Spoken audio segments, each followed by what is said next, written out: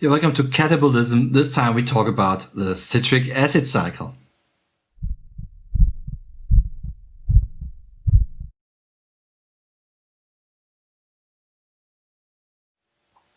Yeah, citric acid cycle. We have produced pyruvate with our glycolysis. What to do with it? Let's oxidize it. And oxidation, that's what the citric acid cycle does. And maybe in school you have learned by heart all these different names and molecules. This time we will do it again the other way around. We will look at the structures, and you will see in the citric acid cycle, especially based on the structures, learning the citric acid cycle is way more easy than learning the names of the molecules. Here we go. So the citric acid cycle, you will see it's kind of boring because you have always the same type of reaction. The cool thing is, after the citric acid cycle, at least this type of reaction you know by heart. So let's have a look in how the citric acid cycle looks like. So we start with pyruvate, and of course you remember how pyruvate looks like. Pyruvate is a C3 unit. So 1, 2, 3. And we have our carboxyl group here. Then at C2 we have a keto group, and at C3 we have a methyl group. So this is, of course, pyruvate. So the first step is an enzyme which catalyzes a so-called oxidative decarboxylation. So if it's an oxidation, we already feel that the enzyme should be called dehydrogenase, because we have an oxidation. And this enzyme, as it's oxidizing pyruvate, is simply called pyruvate dehydrogenase. And it's a kind of a special reaction because it's an oxidative decarboxylation. So what happens is this carboxyl group leaves, and the remaining part, if just this carboxyl group would leave, we would have an aldehyde being there, but it's at the same time oxidized. The product would be this one, and at the same time an oxidation. So this could be the product. So then my carbon dioxide leaves, and I have an NADH being produced. You remember in glycolysis, we had a similar reaction. We had one oxidation reaction, and in this reaction, we have produced glycerate, and we have oxidized glyceraldehyde to glycerate. But if you would oxidize something without any other things, you just produce heat because you want to conserve the energy. So, and in this case, to conserve it, in glycolysis, we have coupled an inorganic phosphate. What we do here is we couple coenzyme A. So let's put CoA here, and I already put here the reactive group of coenzyme A is a thiol group here. So what I form in this case is this molecule. So it's a thioester which is being formed here, and this molecule is called acetyl-CoA. So what I have here essentially is a thioester. So, and you remember that thioesters are also more energy rich. So a thioester also has enough energy that you can do a substrate level phosphorylation of the ATP if you have the energy from a thioester. Of course, what I didn't mention in the glycolysis video, if you see what is happening here, so there is happening an oxidation at this C position. There is happening an decarboxylation. At the same time, you couple this coenzyme A, and you have a transfer of the hydrogen to NAD. So many things happens at the same time. So this is of course not a, let's say, a single step chemical reaction like in organic chemistry where you say, oh, that's electron goes there and that's it. So you have internally in this enzyme many things happening. So you could work your life on this pyruvate dehydrogenase complex, by the way. It's not a single unit enzyme. It's a large enzyme complex. So biochemists write books about this enzyme and about this reaction. The good news is we don't care here about this details about these reactions. We just care about the outcomes. We just, by the way, we also do not balance it for protons and water and so on. That's also important. So this is acetyl-CoA, and this is an oxidative decarboxylation. Now we want to go to the citric acid cycle, and here the first step which happens is we have the following substance. We have here also COO minus and CO, CH2, COO minus, and this is called oxaloacetate. So, and you see this substance here has a keto group and at this position, and what is happening in the next step, it's a condensation. So we have acetyl-CoA plus oxaloacetate. The CoA then leaves, and this is a C2 substrate, acetyl-CoA, and oxaloacetate is a C4 substance, and we form this substance, and this is citrate. So this is a condensation reaction, and we have formed citrate, and the enzyme catalyzing that is the citrate synthase. So in other words, we have brought now our acetyl-CoA, our acetate, into the citric acid cycle. So at the end, remember, this molecule here is more or less acetate. However, we have coupled coenzyme A in order to conserve the energy. And the next step is an enzyme which is called azonitase. At the end, what it does with more or less two reactions, it just moves this hydroxyl group. And we get then from citrate the next substance, 1, 2, and the only difference is that the hydroxyl group is moved here. And here we have H2 and here we have H. So this is isocitrate, and this enzyme is called azonitase. Not very spectacular, it's just we have moved this hydroxyl group to the other position.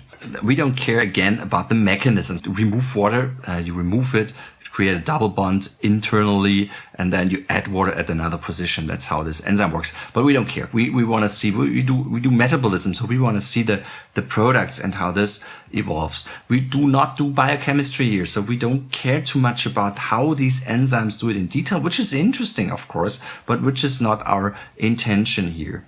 Okay, so let's see what's happening next. Now comes again an oxidative decarboxylation. And if it's an oxidative decarboxylation, you can already tell me in the chat what must be the name of the enzyme. So I have an oxidative decarboxylation, and I go from isocitrate to the next substance, and I oxidize, therefore, isocitrate.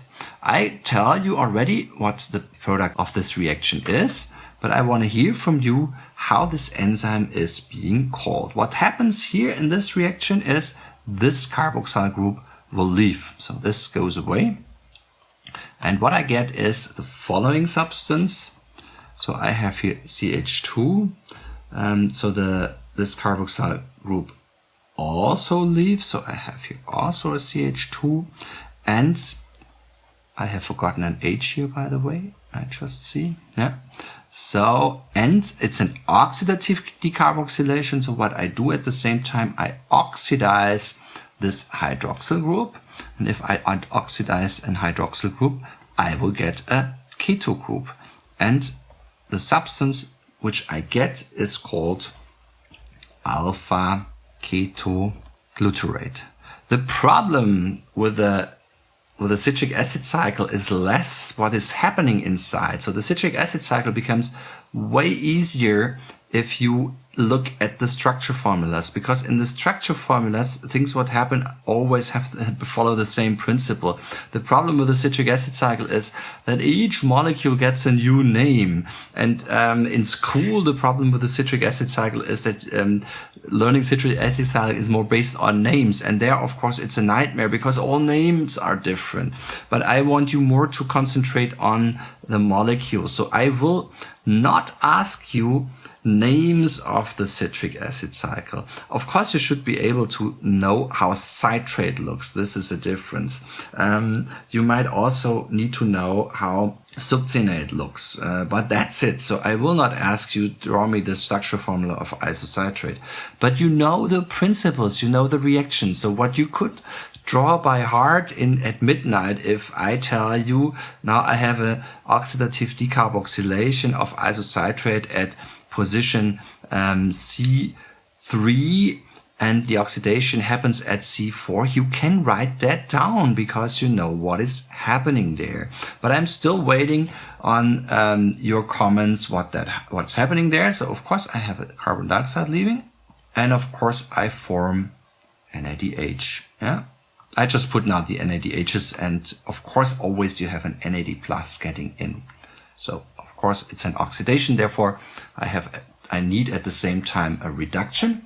And now let's see whether some of you have found the name. It's a dehydrogenase. It is isocitrate dehydrogenase. Exactly. So that's the correct name. This is what I want you to understand. And you're already experts now. So you know already these complex enzyme names. So this is what was also the question at the very beginning. It looked very complex. And if you have not learned the citric acid cycle or the glycolysis correctly, in other words, if you have not learned it, understanding the principles, these questions, so you don't see me, of course, because I have flipped my computer.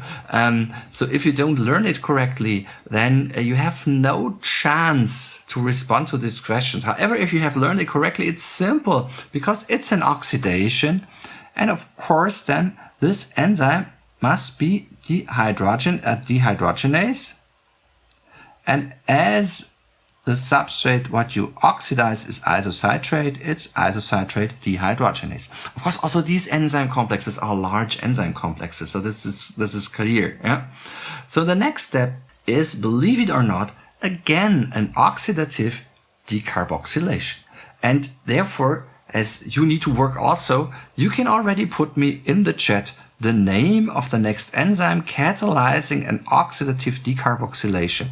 As it's an oxidative decarboxylation, I can already draw the molecules here in. In this case, this group leaves. Yeah. So my carbon dioxide leaves. And of course, as it's an oxidative decarboxylation, I also have the formation of NADH. So it's NAD plus is of course getting in, that's clear. In this case, I do a similar thing than in the case of the pyruvate dehydrogenase. At the end, it's exactly the same what happened with the pyruvate. So if you look at this part here, this looks exactly like pyruvate. And the reaction, what is happening, is exactly the same as happened with the pyruvate dehydrogenase. So if you look just at this part, just observe this part now. We have a coenzyme A going in, and we get the following molecule. So this carboxyl group here was leaving. Yeah. So we went from a C6 to a C4, and 1, 2, 3, 4. Of course, we have then here OO minus. So we have a CH2 group, nothing happens here. CH2 group, nothing happens here. And here we have said we have an oxidation at this position. And if we oxidize, so first of all, we have leaving of this carboxyl group. And if we oxidize, then, no, this C doesn't leave. Oops. Now, if we oxidize, if this carboxyl group leaves, we would have the remaining group would be an aldehyde group without an oxidation. If we oxidize an aldehyde group, we will have an carboxyl group. So this would be the product. But I said to you, it's the same as what happened in the first step with the pyruvate dehydrogenase. So I have then the binding of coenzyme A, and I form a thioester here. CoA, S, and this is what I have. And you see, this thing here is now the same as we had after pyruvate. This is acetyl-CoA in principle. and this above was pyruvate. Yeah.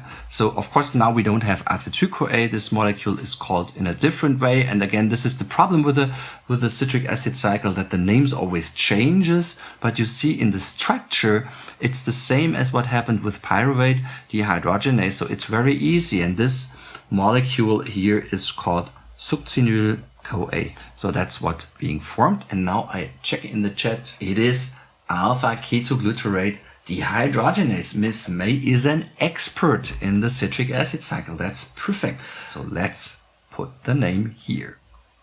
Perfect. So now the next step, we want to get out this energy of this S bond. So you remember a thioester has enough energy for a substrate level phosphorylation.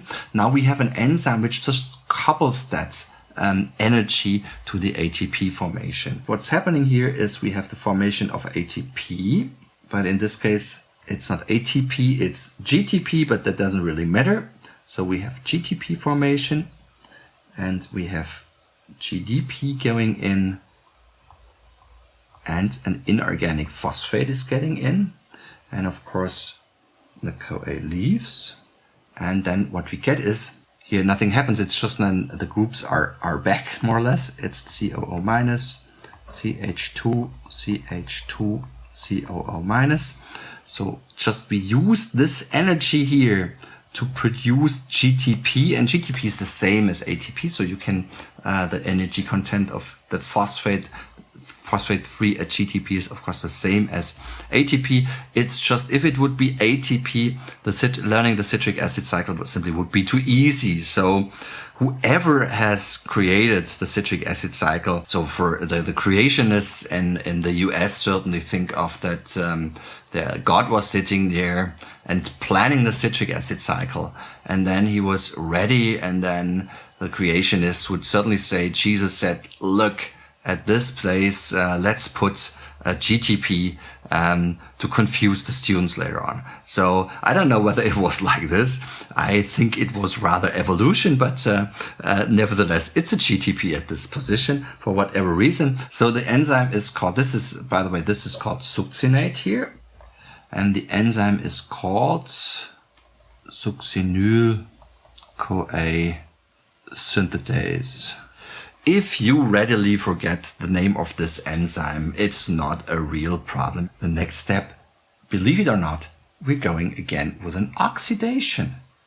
We're in the citric acid cycle. So the citric acid cycle at the end is oxidizing like hell. And we go from succinate to a substance which looks like this. It's not a decarboxylation in this case. So we have our groups here. Everything stays, but now we generate here a double bond, and what we generated here is fumarate. And you can already tell me the name of the enzyme. I will look in the chat, but so it's an oxidation. It's a loss of electrons, so this is the reason why it's an oxidation. Oil-rig oxidation is loss of electrons, and in this case, we don't produce NADH because the redox potential difference of succinate to fumarate is not high enough to form NADH. We form FADH. So you will see later on, this is also then yielding less energy. This is fumarate, and now I just want to know from you how this enzyme is called. So it's also an oxidation. Yeah, it's not ATP that leaves between succinate and CoA, it's GTP, but to be honest, this is only visible to experts. Maybe I add this GTP here as a real GTP. Okay. It is succinate dehydrogenase. Succinate dehydrogenase. So, and I bet in school you just learned these enzyme names by heart. If you know, you see, if you know the reaction, things are easy. Let's say the kind of evil thing here is that the oxidation is a bit different. What you have is that you remove really these hydrogens here to create this double bonds. Also, this is an oxidation. Next time we will talk a bit about oxidation numbers, making then things a bit easier how to recognize these oxidations, but it's an oxidation. So now we are at fumarate. In this case, it's a hydration. So we just put water at this double bond more or less, and this is called anhydration, and this enzyme is called fumarase. So this is something which is really, again, a bit special. And if you forget this enzyme name after the succinyl-CoA synthase, it's not such a problem. So what you get here is this molecule minus OO minus, and then I have at this position hydroxyl group, and here I still have my CH2. Of course, these molecules here are stereo specific. I put on, honestly, I don't know whether it's the correct projection. It could be that the hydroxyl groups should be at the other position. I don't know. So don't learn by heart whether the position is here or here. It could be also at the other side. I don't care too much, because this is really learning by heart where the position is. So this is called a fumarase. And the next step is again an oxidation, and you put in the chat, your job now is again put in the chat the name of the enzyme. We oxidize, and this is of course I need to name the molecule first. This molecule is called malate, and this is again what I said, the names of the molecules always change. And of course, and in the glycolysis, you could deduce the name of the hydroxyacetone from acetone. You could deduce the name from glyceraldehyde 3-phosphate from glycerol, and the same is of course true from glycerate. Only pyruvate is then new. Here in the citric acid cycle, unfortunately, you can't deduce the names from anything, so they're just names, and this makes it a bit unpleasant, this citric acid cycle. But again, you should look at the structure formulas, and there things are more straightforward. Okay, so this is malate, and now we have an oxidation, and the product of this oxidation is oxaloacetate. And you told me, hopefully you will tell me, hopefully in the meantime, the name of this enzyme. So I will have a look in the chat. It's malate dehydrogenase. So this is absolutely correct. So I don't remember what color I took. So here, of course, I still have NADH because I oxidize my hydroxyl group to a keto group. And this enzyme is called malate dehydrogenase. That's what's happening in the citric acid cycle. So let's just, okay, so it's of course now a bit small, but just as an overview, you see what is happening. We have the production of an NADH at this position where we go from pyruvate to acetyl-CoA. We have an oxidation. We have an oxidation here from isocitrate to alpha-ketoglutarate. We have at the next step an oxidation. We have here an oxidation. We have here an oxidation. So what you do in the citric acid cycle basically is you oxidize like hell. At the end, what you do is you bring in this pyruvate into this reaction. At the end, you bring in the C2 unit because this acetyl-CoA, it has been oxidized, the pyruvate. So you bring an acetate into this, into the citric acid cycle. And you see at the end, this acetate is gone. So you produce 2 carbon dioxides. Here's a carbon dioxide being produced. Here's a carbon dioxide being produced, and then you oxidize again these intermediates to have the same molecule. So at the end, net what's happening in the citric acid cycle is a full oxidation of pyruvate, a full oxidation. So this is what this citric acid cycle actually does. So welcome. You are now experts in the citric acid cycle. I will not expect from you that you know alpha-ketoglutarate and draw me the molecule. You know the principles, yeah? So you could draw the citric acid cycle if I give you the sequence of enzymes which is there. If I put you in isocitrate and tell me what's happening if there is an oxidative decarboxylation coming, then you can draw me the next molecule. So this is what you can do. And again, I will not ask in the exam about the citric acid cycle. In the exam, I will ask about the principles behind. Yeah.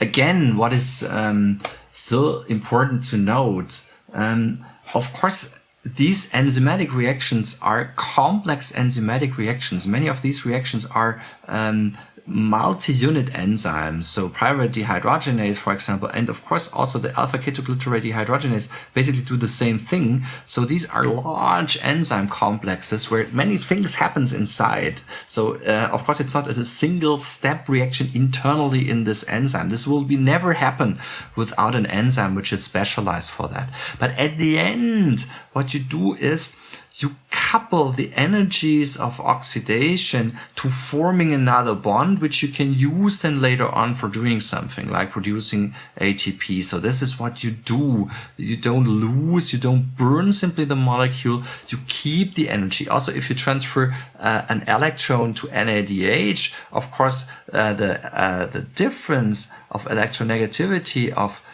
the electron at your organic molecule and NADH is almost zero. So there is not much energy lost in this case. The energy is kept in the NADHs. So you still have it. It's not transferred to oxygen, where you have a high difference in the electronegativity. It's transferred to NADH or FADH, and therefore it's kept the energy. That's the intention of these metabolic pathways. That's very important that you understand that. Okay. Yeah, thank you very much for your attention. Now you're a citric acid cycle specialist, and you know now what is the citric acid cycle doing? Oxidizing. And if you combine glycolysis and the citric acid cycle, at the end, what you have done is you have burned glucose. It's so simple at the end. Thank you very much again for your attention, and goodbye.